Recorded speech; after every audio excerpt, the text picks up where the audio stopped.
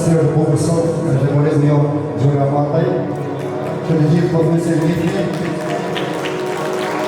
Duhet të laftoj për një harmonikën të bukur për menat tona, për mrekullueshme, me kënaqësi ju uroj Gjulios për këtë sa më shumë sukses në karrierën e tij. Një dorë të fortë, lutem. Gjulio, mikrofoni për ju. Bodi superintendenti, unë dojnë të përmiti e super fort, i da shumë për orkestrën për lushme që i da qënë e gjithë gjithë sëmë në një. Gjithashtu, për përmiti atuar vazhdojnë dhe për qifri në për lushme, ka të një shumë. Okej, në një se unë jam kërë shqisot, unë më mora asë i rolin në thëmë drejta, a në veç rejtje, u përbëj një këngë për natë gjezmija. Dhe i duat e gjithë tu me një fërme pesa qëfar nga në gjezmija, një duat e gjithë dhe tu. Në nga bibi të trashkohet, të këtë jetër e luktur, edhe misja e qote patar.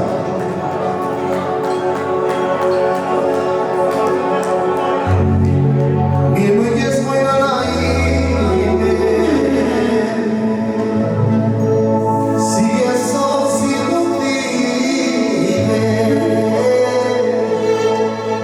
më thuaj së nga më buva, që gjithë në të e qasu.